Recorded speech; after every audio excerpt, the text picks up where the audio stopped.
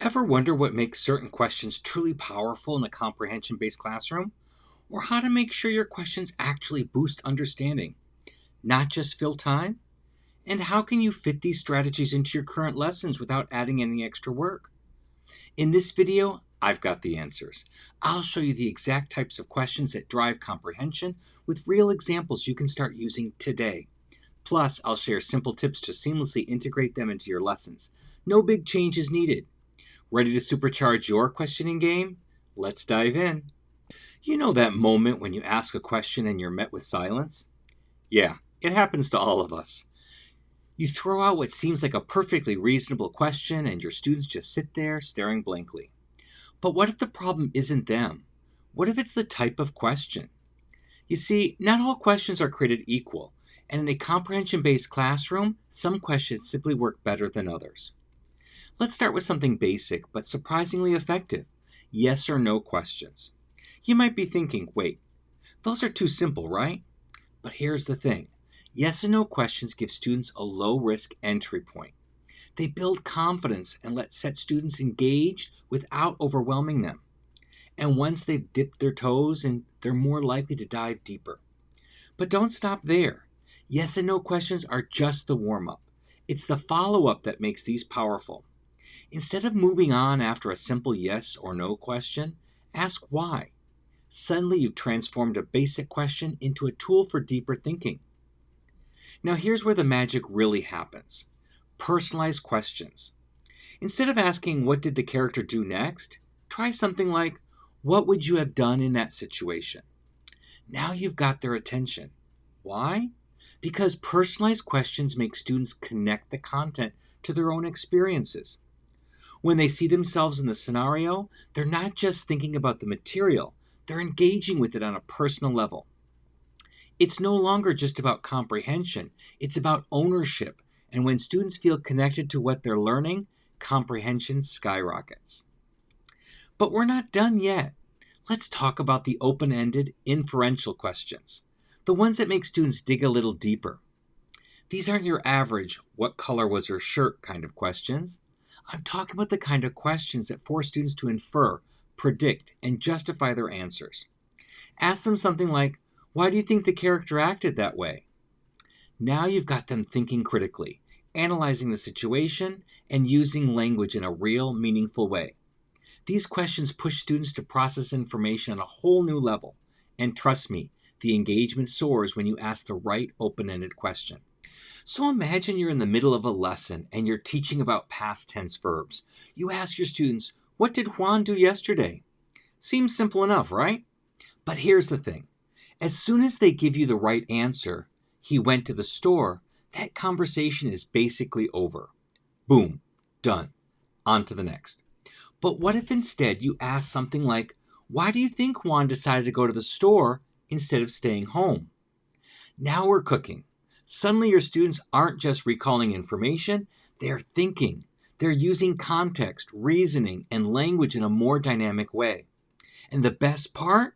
You've opened the door to deeper discussion, where they want to keep talking because they've got something to say. Now let's kick it up a notch with personalized questions. Think about it. Your class is reading a story, and instead of asking the predictable, what did the character do next, you throw them this curveball. What would you do if you were in their shoes? Now, watch the magic happen. Students light up. They're engaged because now it's about them. They're no longer just passive observers of the story. They're part of it. Suddenly, they're thinking creatively and connecting personally with the material. And here's the beauty of it. It doesn't matter if they get it right or wrong, because there is no wrong answer when it's about their perspective. They're building fluency using language authentically, and more importantly, having fun doing it. And then there are the inferential questions, my personal favorite. Here's a real gem. After a scene in your story where a character makes a tough choice, ask your students, what do you think will happen next and why? Now, instead of just summarizing or stating facts, they're predicting and justifying their answers. They've got to look at the clues in the story and think critically. This isn't just comprehension anymore. It's a higher order thinking. They're analyzing and inferring, which means they're not just answering, They're actively engaging with the content. Notice the pattern?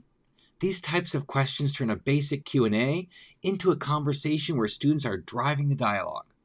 And that's where the magic really happens, when they stop passively answering and start actively participating. Hey teachers, ever feel like your classroom has a bit too much energy and not the productive kind? We've all been there. That's why I'm excited to share the Dynamic Discipline course, a 10-part series designed to help you build better relationships with your students and master classroom management. This course is all about creating a space where students want to participate and engage, without the constant struggle to keep things under control. No more power struggles, no more chaos, just a positive, productive learning environment where everyone thrives. If that sounds good to you, check out the Dynamic Discipline course at mm.us/discipline. It's packed with strategies you can start using right away to transform your classroom. Trust me, your future self will thank you. All right, let's talk about seamlessly integrating question strategies. You might be thinking, great, I love the idea of asking better questions, but how do I actually fit them into my lessons without reworking everything? Well, here's the good news. It's easier than you think. So you're in the middle of a lesson explaining a new grammar concept. Normally, you'd follow it up with a few traditional questions. Maybe something like, what's the past tense of this verb? What does this word mean in context?